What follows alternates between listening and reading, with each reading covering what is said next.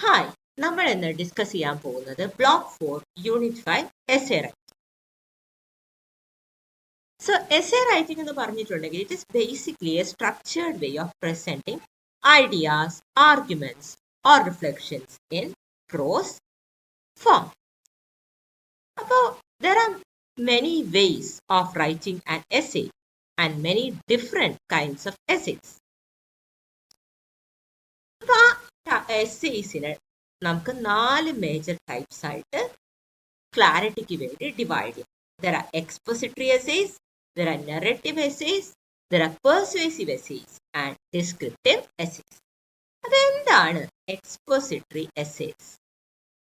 ഒരു expository essay എന്ന് പറയുമ്പോൾ സ്റ്റുഡൻസ് ഒരു ഐഡിയ എക്സ്പ്ലോർ ചെയ്യുന്നത് അല്ലെങ്കിൽ ഫാക്ച്വൽ ഇൻഫർമേഷൻ കമ്മ്യൂണിക്കേറ്റ് ചെയ്യുന്നത്, കമ്പയർ ആൻഡ് കോൺട്രാസ്റ്റ് ചെയ്യുന്നത്, എന്തെങ്കിലും ഇവാലുവേറ്റ് ചെയ്യുന്നത്, അല്ലെങ്കിൽ clear and focused explanation provide ചെയ്യുന്നത്, ടോപ്പിക്കിൽ clear and focused explanation provide ചെയ്യുന്നത്. ഇതൊക്കെയാണ് ഒരു എക്സ്പോസിറ്ററി എസ്സേ ചെയ്യുന്നത്, അല്ലെങ്കിൽ എക്സ്പോസിറ്ററി എസ്സേ എഴുതാൻ പറയുമ്പോൾ സ്റ്റുഡൻസ് ചെയ്യേണ്ടത്. ഇനി എന്താണ് narrative essays? Narrative essays they are basically anecdotal അല്ലെങ്കിൽ എക്സ്പെരിമെന്റൽ. അതൊരു വിവിഡ് സ്റ്റോറി ആയിരിക്കും പറയുന്നത്, ഒരു പെർട്ടിക്കുലർ പേഴ്സന്റെ പെർസ്പെക്റ്റീവ് നിന്നായിരിക്കും അല്ലെങ്കിൽ വ്യൂ പോയിന്റിനായിരിക്കും അത് പറയുന്നത്. Next let's talk about persuasive essay. Persuasive essay അതിന്റെ പേര് പോലെ തന്നെ contains a strong persuasive argument. അപ്പൊ അതിന്റെ ഉദ്ദേശം എന്ന് പറയുന്നത് you want to convince the reader of an opinion by walking through a number of logical arguments. ആർഗ്യുമെന്റ്സിലൂടെ റീഡേഴ്സിനെ ഒരു ഒപ്പീനിയൻ കൺവിൻസ് ചെയ്യാം. അതാണ് പെർസ്വേസീവ് എസ്സേസ് കൊണ്ട് നമ്മൾ ചെയ്യാൻ ഉദ്ദേശിക്കുന്നത്. പെർസ്വേസീവ് എസ്സേക്ക് പറയുന്ന വേറൊരു പേരാണ് argumentative essay, as it argues in support of an idea. Now let's talk about descriptive essays. Descriptive essay എന്ന് പറയുന്നത് അതിന്റെ പേര് പോലെ തന്നെ it provides a detailed description of something. അതൊരു പേഴ്സൺ ആവാം, ഒബ്ജക്റ്റ് ആവാം, എക്സ്പീരിയൻസ് ആവാം, പ്ലേസ് ആവാം, അല്ലെങ്കിൽ സിറ്റുവേഷൻ ആവാം. എസ്സേസിന് അതുപോലെ തന്നെ we have divided dum into numerous other types like analytical essays. അതിന് എക്സാമ്പിൾസ് ആണ് reviews of books, movie, situation. പിന്നെ അതേപോലെ ഏതെങ്കിലും ടോപ്പിക്കിലെ സബ്റ്റിൽ നുവാൻസസ് കൊണ്ടുവരുന്ന എസ്സേസ് അല്ലെങ്കിൽ അതിനെപ്പറ്റി സംസാരിക്കുന്ന എസ്സേസ്. പിന്നെ ഫിലോസഫിക്കൽ അല്ലെങ്കിൽ റിഫ്ലക്റ്റീവ് എസ്സേസ് എന്ന് പറയുന്നത് they discuss profound issues like life, death, love, truth etcetera. പിന്നെ പ്രോസസ് എസ്സേ ആണ്. Process essays are essays that describe how to do something. ഇനി എന്തൊക്കെയാണ് ഒരു എസ്സേയുടെ കമ്പോണൻസ്? അപ്പൊ ഏത് ടൈപ്പ് എസ്സേ ആയാലും they can be divided into 3 distinct parts. അപ്പോൾ ഫസ്റ്റ് പാർട്ട് എന്ന് പറയുന്നത് ഇൻട്രഡക്ഷൻ ആണ്. Introduction to the topic whatever it is. പിന്നെ വി ഡെവലപ്പ് ആൻ ഐഡിയ. പിന്നെയുള്ളത് ആ ഐഡിയയുടെ ഡെവലപ്മെന്റ് ആണ്. ഫൈനലി ഇതെല്ലാം ഒരു കൺക്ലൂഷനിലേക്ക് ലീഡ് ചെയ്യും. ചെറിയ എസ്സേകളിൽ ഇൻട്രഡക്ഷനും കൺക്ലൂഷനും ഒക്കെ ഒരു സിംഗിൾ പാരഗ്രാഫിൽ ഒതുങ്ങിയിരിക്കുന്ന ഡെവലപ്മെന്റ് ഓഫ് ആൻ ഐഡിയയെ നമ്മൾ ഒന്നിൽ കൂടുതൽ പാരഗ്രാഫിലാണ് എഴുതുന്നത്. അപ്പൊ ഇവിടെ ഒരു എക്സാമ്പിൾ കൊടുത്തിട്ടുണ്ട് ഓഫ് എ ഡിസ്ക്രിപ്റ്റീവ് എസ്സേ. അപ്പൊ ഡിസ്ക്രിപ്റ്റീവ് എസ്സേ എന്ന് പറയുമ്പോൾ remember it provides a detailed description about something or some place or some person. അത് ഇവിടെ മൈ ഫേവറേറ്റ് പ്ലേസ് എന്നാണ് എസ്സേയുടെ പേര്. അപ്പൊ ആ എസ്സേയിൽ എന്തൊക്കെയാണ് പറയുന്നത് നമുക്ക് നോക്കാം. അപ്പൊ ഫസ്റ്റ് തന്നെ ചോദിച്ചിരിക്കുന്നത് how does one find one's favourite place? അത് എങ്ങനെയാണ് നമ്മൾ ഒരു ഫേവറേറ്റ് പ്ലേസ് കണ്ടുപിടിക്കുന്നത്? അപ്പൊ ഓഥറിന്റെ അഭിപ്രായം അനുസരിച്ച് it's A place were one finds one self, the true self. ഇപ്പൊ ട്രൂ സെൽഫ് കണ്ടുപിടിക്കുന്ന പ്ലേസ് ആണ് ഫേവറേറ്റ് പ്ലേസ് എന്നാണ് ഓഥർ പറയുന്നത്. പിന്നെ പ്ലേസസിന് ആൾക്കാരിൽ ഒരുപാട് ഇൻഫ്ലുവൻസ് ഉണ്ട്. ഇപ്പൊ പ്ലേസസ് പലപ്പോഴും ആൾക്കാരെ സ്വയം ഡിസ്കവർ ചെയ്യാൻ അല്ലെങ്കിൽ റീഡിസ്കവർ ചെയ്യാൻ അവസരം കൊടുക്കുന്നു. അപ്പോൾ ഓഥർ പറയുന്നത് ഓഥറിന്റെ first memories that are very dear അത് ഓതറുടെ ആൻസെസ്ട്രൽ ഹോമാണ് ഇൻ ആലപ്പി. ആ വീട് ഓതർ വിചാരിക്കുന്നത് it was comfortable as the proverbial mother's room. ഒരു മദറിന്റെ റൂം പോലെ കംഫർട്ടബിൾ ആണ്. ആ വീടിന് ചുറ്റും ഹ്യൂജ് ട്രീസ് ഉണ്ട്. അപ്പൊ അതിന്റെയൊക്കെ branches they cast a brilliant shade on the house. സമ്മറിലും ആ ഹൗസുമ്മൽ ഒരു ബ്രില്യൻ ഷെയ്ഡ് ആ ട്രീസിന്റെ ബ്രാഞ്ചസ് കാസ്റ്റ് ചെയ്യുമായിരുന്നു. പിന്നെ നെക്സ്റ്റ് ഓതർ എന്താ പറയുന്നത് നോക്കാം. നേച്ചറിന് അതിന്റെ ലാപ്പിലേക്ക് നമ്മളെ ലർ ചെയ്യുന്ന ഇതിനു വേണ്ടിയിട്ട് ഒരു പ്രത്യേക കഴിവുണ്ട്. ഈ ആ ബ്യൂട്ടിഫുൾ പ്ലേസ് അല്ലെങ്കിൽ ഈ ആൻസെസ്ട്രൽ ഹോം ഇൻ ആലപ്പി അതാണ് ഓതറിന് വേണ്ടി ചെയ്തത്. ട്രീസ് അവരുടെ ഹാർട്ട്സ് ക്യാപ്ചർ ചെയ്തു. പിന്നെ ഒരു സ്റ്റോൺസ് ത്രോ അവേ അവിടെ വാസ്റ്റ് ഓഷ്യൻ ഉണ്ടായിരുന്നു. ആ ഓഷ്യൻ അതിന്റെ ഹ്യൂജ് വേവ്സ് വെച്ചിട്ട് തന്നെ ബെക്കൺ ചെയ്യുമായിരുന്നു എന്നാണ് ഓതർ പറയുന്നത്. മോസ്റ്റ് ഈവനിങ്സ് അവര് സീയുടെ അടുത്തേക്ക് പോവായിരുന്നു. ആ ബീച്ചുകളിലൂടെ ഓടാനും പിന്നെ റെഡ് സാൻഡ്സിൽ ഫീറ്റ് ബറി ചെയ്യാനും സീഷൽസ് പിക്ക് ചെയ്യാനും ഹോൾസ് ഡിഗ് ചെയ്യാനും സാൻഡ് കാസിൽസ് ബിൽഡ് ചെയ്യാനും. പിന്നെ സീ റഫ് ആവുന്ന ദിവസങ്ങളിൽ അവര് വീടിനുള്ളിൽ ദേ വിൽ ഹഡിൽ അപ്പ്. പിന്നെ അതേപോലെ അവിടെ വീടിനടുത്തുള്ള ഒരു ഏതെങ്കിലും ഒരു പോണ്ടിൽ പോയിട്ട് ദേ വുഡ് സ്പ്ലാഷ് അപ്പ്. ആ പോൺസ് എന്ന് പറയുന്നത് സമ്മർ ഡേയ്സിൽ വലിയൊരു റിലീഫ് ആയിരുന്നു. അപ്പൊ അതിൻ്റെയൊക്കെ കൂൾ വാട്ടേഴ്സ് അവരുടെ ബോഡീസ് മാത്രമല്ല അവരുടെ മൈൻഡും സൂത്ത് ചെയ്തു. പിന്നെ അതേപോലെ ആ ജോയ് ഈ നേച്ചർ തരുന്ന ഈ ജോയിൽ ആഡ് ചെയ്യാനായിട്ട് ഈ ഓതറിനോടൊപ്പം എപ്പോഴും ഒരു ഫ്ലോക്ക് ഓഫ് കസിൻസ് ഉണ്ടാവുമായിരുന്നു. വെക്കേഷൻ ടൈമിൽ ഒരു ഫ്ലോക്ക് ഓഫ് കസിൻസ് ഉണ്ടാവുമായിരുന്നു. ആ കസിൻസ് എല്ലാം they come from near and far. പിന്നെ അതേപോലെ ഇത്രയും ബ്യൂട്ടിഫുൾ ആയ ഒരു പ്ലേസിൽ ടൈം സ്പെൻഡ് ചെയ്യുന്നതിൽ ജോയ് മൾട്ടിപ്ലൈ ചെയ്യാണ് ചെയ്ത്. ഇത്രയും പ്ലസന്റ് ആയ കമ്പനി ഉണ്ടായിരുന്നു. പിന്നെ നെക്സ്റ്റ് ഇവിടെ ഓതർ പറയുന്നത് അവരുടെ ഗ്രാൻഡ് മേയുടെ കുക്കിങ്ങിനെ പറ്റിയിട്ടാണ്. അപ്പോൾ it was literally the icing on the cake. ഇത്രയും ബ്യൂട്ടിഫുൾ ആയ ഒരു പ്ലേസ് അവിടെ ടൈം സ്പെൻഡ് ചെയ്യുന്നതിൽ ജോയ് ഈ ഗ്രാൻഡ് മേയുടെ കുക്കിംഗ് ആ ജോയുടെ മിറ്റയുള്ള ഐസിങ് ആയിരുന്നു. പിന്നെ ആ cooking it connected to the place. ആ കുക്കിംഗ് ആ പ്ലേസുമായിട്ട് ഇറ്റ് വാസ് കണക്റ്റഡ്. സൈറ്റ്സും സൗണ്ട്സും വെച്ച് മാത്രമല്ല,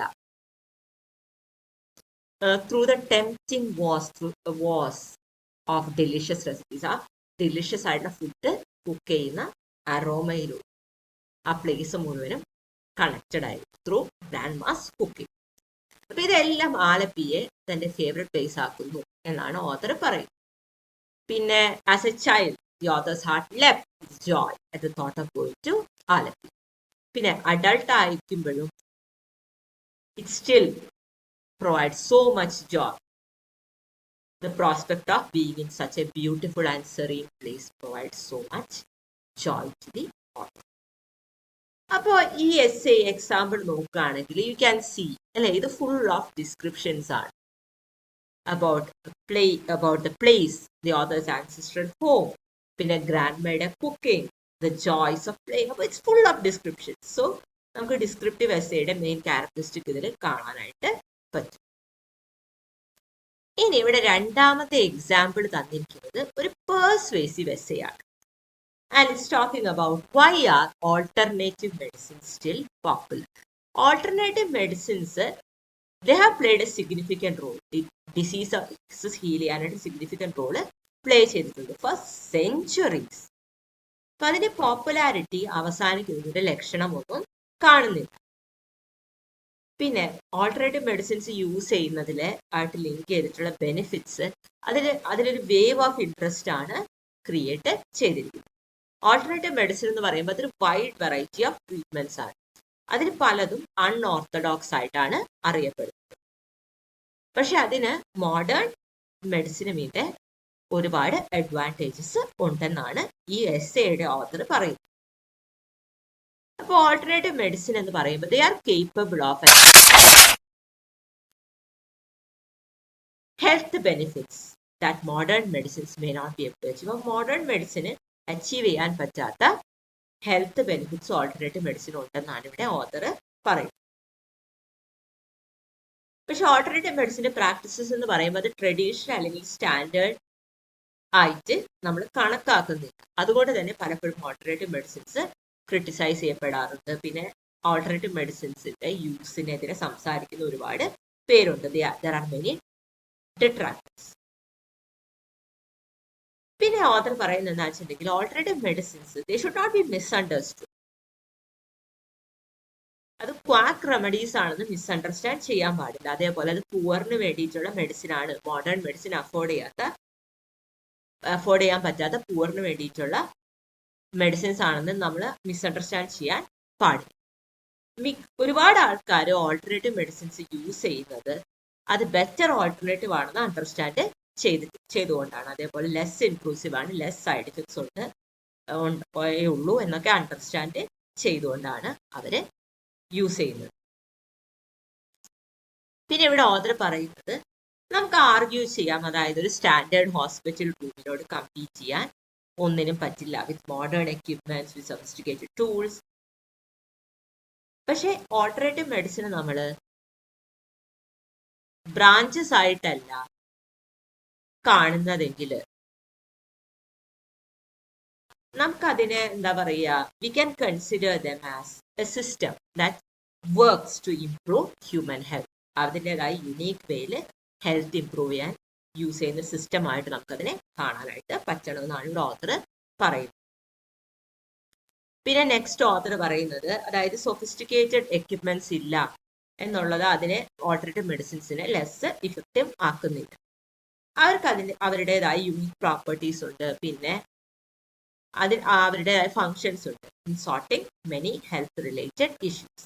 ഇപ്പോൾ ഹൺഡ്രഡ്സ് ഓഫ് ഇയേഴ്സ് ആയിട്ട് ഈ ഓൾട്ടർനേറ്റീവ് മെഡിസിൻ ഇത് ചെയ്തുകൊണ്ട് ഇരിക്കുകയാണ്.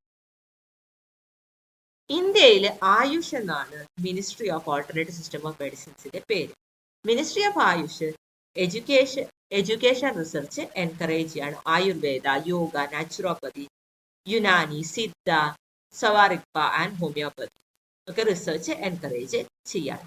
അത്തരം അറ്റംപ്റ്റ്സ് ഒരുപാട് ഹെൽപ്പ് ചെയ്യും. അതായത് traditional systems of medicines extinct ആവില്ല എന്ന് ഉറപ്പാക്കാനായിട്ട് ഒരുപാട് ഹെൽപ്പ് ചെയ്യും. പിന്നെ അതേപോലെ സെഞ്ചുറീസ് ആയിട്ട് ഹ്യൂമാനിറ്റി കളക്ട് ചെയ്ത നോളജ് ലോസ്റ്റ് ആവില്ല എന്ന് ഉറപ്പ് വരുത്തും.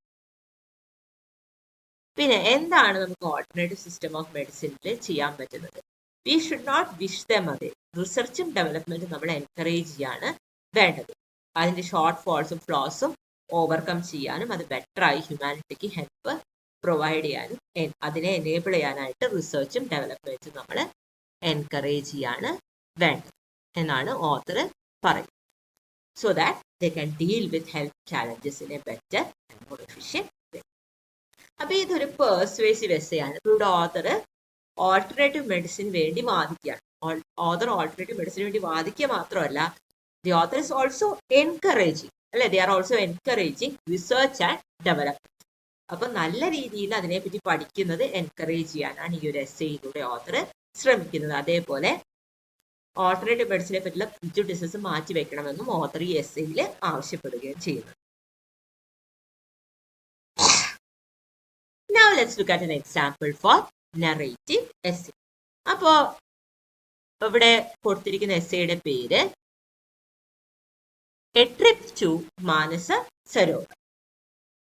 ഇപ്പൊ മാനസരോവർ എന്ന് പറയുന്നത് it's A large fresh water lake in Tibet. അത് തെരിസ് സീഡർ റെമനന്റ് ആണെന്നാണ് പറയുന്നത്. ആ ലേക്ക് ഒരു റിലീജിയസ് ഇമ്പോർട്ടൻസ് ഹോൾഡ് ചെയ്യുന്ന ലേക്കാണ്. For many groups, Hindus, Buddhist, ജെയിൻസിനൊക്കെ റിലീജിയസ് ഇമ്പോർട്ടൻസ് ഹോൾഡ് ചെയ്യുന്ന ഒരു ലേക്കാണ്.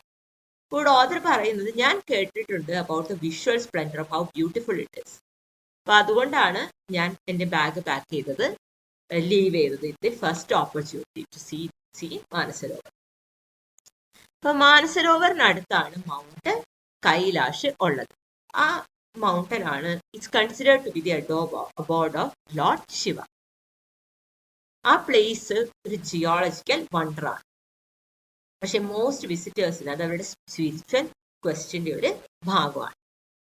ആ ലേക്കിന്റെ height, lake is at height of 4,557 meters above sea level. പിന്നെ അതേപോലെ ഇറ്റ്സ് അൺബിലീവബ്ലി കോൾഡ്. അപ്പോൾ ഓതറോട് പറയുന്നത് it was so wonderful to see Manasarovar from which 4 major rivers Brahmaputra, Ganga, Sindhu and Sutlej originate. ഇപ്പോൾ ബ്രഹ്മപുത്ര, ഗംഗ, സിന്ധു ആൻഡ് സത്ലജ് ഒറിജിനേറ്റ് ചെയ്യുന്നത് മാനസരോവറിലാണ്. അപ്പോൾ author saying that it was so wonderful to see. പിന്നെ നെക്സ്റ്റ് ഓതർ പറയുന്നത് standing at the edge of the waters, ആ വാട്ടറിന്റെ ഒക്കെ എഡ്ജിൽ നിൽക്കുമ്പോൾ ആ മെജസ്റ്റിക് പ്രസൻസ്, ആ 6 അതർ മൗണ്ടൻ റേഞ്ചസിന്റെ മെജസ്റ്റിക് പ്രസൻസ് ഫീൽ ചെയ്യും. മൗണ്ട് കൈലാഷിനെ സറൗണ്ട് ചെയ്യുന്ന 6 അതർ മൗണ്ടൻ റേഞ്ചസിന്റെ മെജസ്റ്റിക് പ്രസൻസ് ഫീൽ ചെയ്യുന്നതാണ് ഓതർ പറയുന്നത്. അപ്പൊ ആ ലേക്കിന്റെ അടുത്ത് there are many types of herbs and shrubs. Medicinal property ഉള്ള ധാരാളം ഹെർബ്സും ഷ്രബ്സും ഉണ്ട്. ആ ഫ്ലോറയുടെ ഒരു ഭാഗമാണ് Nagamani flowers, nettle plant, stinging nettle among others. അപ്പൊ മാനസരോവറിലേക്ക് പോകുമ്പോൾ ഓതർ പറയുന്നത് we stopped at Gaurikund and Rakshastal. Although the place was very called, അവർക്ക് ഫീൽ ചെയ്യാമായിരുന്നു ലാക്ക് ഓഫ് ഓക്സിജൻ, അതായത് നമ്മുടെ ബോഡി ഓക്സിജന്റെ ലാക്ക് കാരണം it was feeling very down. പക്ഷെ എന്നാലും ഇതൊക്കെ ഉണ്ടെങ്കിലും, ഇങ്ങനത്തെ ഇഷ്യൂസ് ഒക്കെ ഉണ്ടെങ്കിലും ഇറ്റ് വാസ് എക്സിലറേറ്റിംഗ്. ആ ഷിയർ ബ്യൂട്ടി എക്സിലറേറ്റിംഗ് ആയിരുന്നു, ആ പ്ലേസ് മാജിക്കൽ ആയിരുന്നു എന്നാണ് ഓതർ പറയുന്നത്. പിന്നെ ഓതർ പറയാണ് I will always hold the memories of Mansarovar close to my heart. പിന്നെ അതേപോലെ ഓതർ പറയുന്നത് I will look forward to visiting the place again. ഇത് is an example of a narrative essay. അപ്പൊ ഇവിടെ ഓതർ തന്റെ ജേർണി, എക്സ്പീരിയൻസ് ഒരു story പോലെ പറയാണ് അല്ലെ. അപ്പൊ ഇത് ഒരു നറേറ്റീവ് എസ്സേ ആണ്. അപ്പൊ ഓതർ പോയതിന്റെ കാരണം പറയുന്നു, അവിടെ കണ്ട കാര്യങ്ങൾ പറയുന്നു, തനിക്കുണ്ടായ അനുഭവങ്ങൾ പറയും. Now let's look at an expository essay. അപ്പൊ എക്സ്പോസിറ്ററി എസ്സേ എന്ന് പറയുന്നത് ഒരു ടോപ്പിക് എക്സ്പ്ലെയിൻ ചെയ്യാണ് റീഡേഴ്സ്, പക്ഷെ അവിടെ ഓതറിന്റെ സബ്ജക്റ്റീവ് ഒപ്പീനിയൻസ് വരുന്നില്ല. അപ്പൊ ഇത് Britannica.com നിന്ന് എടുത്തിട്ടുള്ള ഒരു എക്സാമ്പിൾ ആണ്, ബിഗിനിങ് ഓഫ് ദ കമ്പ്യൂട്ടർ. അപ്പോൾ കമ്പ്യൂട്ടറിനെ ഡിസെപ്റ്റീവ്ലി സിമ്പിൾ ആയിട്ട് നമുക്ക് ഡിസ്ക്രൈബ് ചെയ്യാം. അതായത് അതൊരു അപ്പാരറ്റസ് ആണ്, അത് റുട്ടീൻ കാൽക്കുലേഷൻസ് ഓട്ടോമാറ്റിക്കലി പെർഫോംസ്. അതായത് നമുക്ക് വളരെ സിമ്പിൾ ആയിട്ട് എക്സ്പ്ലെയിൻ ചെയ്യാം. അപ്പൊ അങ്ങനെയുള്ളൊരു definition it would oh it's deceptiveness to the naive and narrow view of calculations as a strictly mathematical process. അപ്പൊ ആ ഡിസെപ്റ്റീവ്നെസ് എന്തിന്റെ ബേസിസിലാണെന്നുണ്ടെങ്കിൽ it is based on the view that calculation is strictly mathematical. പക്ഷെ അങ്ങനെ അല്ല. Calculation എന്ന് പറയുന്നത് ഒരുപാട് ആക്ടിവിറ്റീസ് ഉൾക്കൊള്ളുന്ന ഒരു കാര്യമാണ്. And some of those activities are definitely not mathematical. ഒരു എക്സാമ്പിൾ ഇവിടെ പറയുന്നത് വാക്കിംഗ് അക്രോസ് എ റൂം. നമ്മൾ വെറുതെ ഒരു മുറിയിൽ നടക്കും പോലും we are doing a set of complex subconscious calculations. Computers prove ചെയ്യുന്നത് they are capable of solving a vast array of problems. ഒരു ചെക്ക് ബുക്ക് ബാലൻസ് ചെയ്യുന്നത് തുടങ്ങി റോബോട്ട്സിനുള്ള ഗൈഡൻസ് സിസ്റ്റം വരെയുള്ള ടാസ്കുകൾ കമ്പ്യൂട്ടേഴ്സിന് പെർഫോം ചെയ്യാൻ പറ്റും on the basis of calculations. ഇപ്പോൾ കമ്പ്യൂട്ടിങ്ങിന്റെ true power realise ചെയ്യണമെങ്കിൽ ഈ കാൽക്കുലേഷനെ പറ്റി നൈവ് വ്യൂ നമ്മൾ ഓവർകം ചെയ്യണം.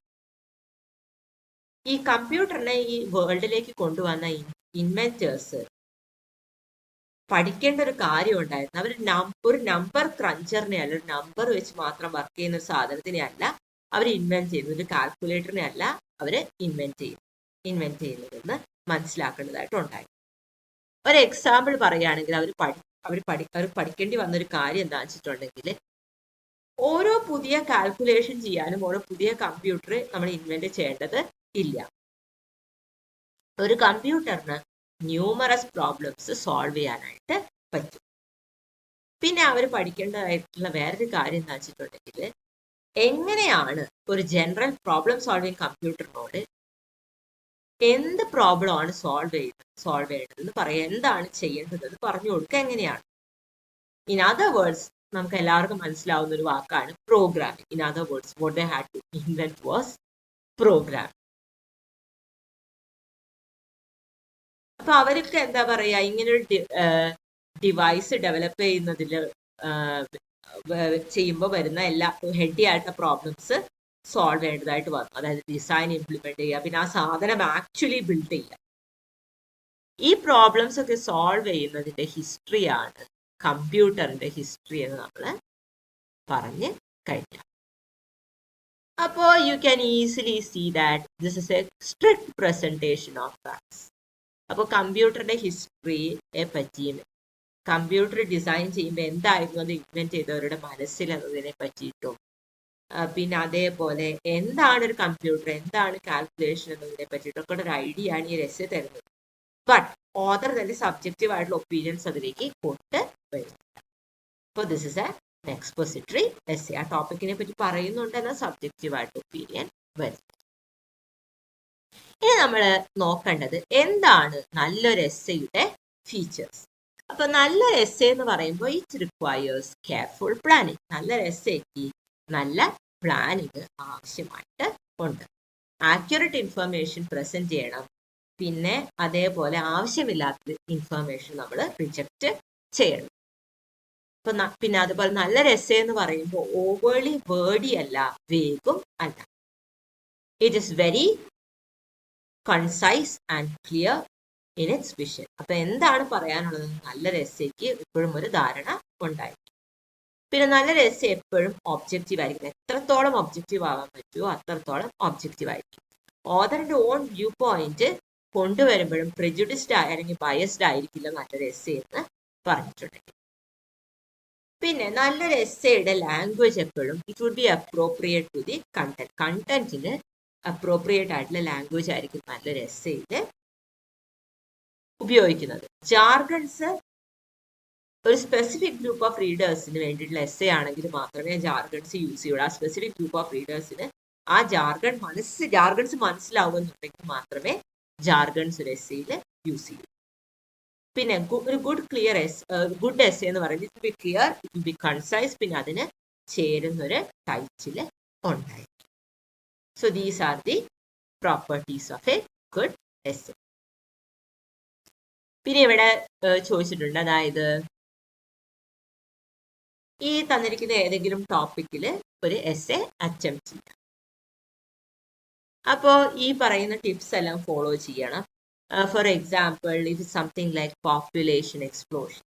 അപ്പോൾ എന്താണ് ആ ടേം കൊണ്ട് ഉദ്ദേശിക്കുന്നത്? What is happening to population around the world എന്ന് പറഞ്ഞിട്ട് നമുക്ക് തുടങ്ങാം. എന്നിട്ട് അതേപോലെ കണ്ടന്റിന്റെ ഭാഗത്തേക്ക് വരുമ്പോൾ നമുക്ക് പുതിയ ഐഡിയാസ് കൊണ്ടുവരാം. അതായത് എന്താണ് ഇതിനൊരു ഒരു പക്ഷത്തിലുള്ള കാരണം, ഇത് നമുക്ക് എന്താണ് ഇത് ചെയ്യാനായിട്ട് പറ്റുന്നത്, അതിന്റെ ദോഷവശങ്ങൾ എന്തൊക്കെയാണ് എന്നൊക്കെ കൊണ്ടുവരാം. And we have to conclude by summing up everything we have expressed. Thank you.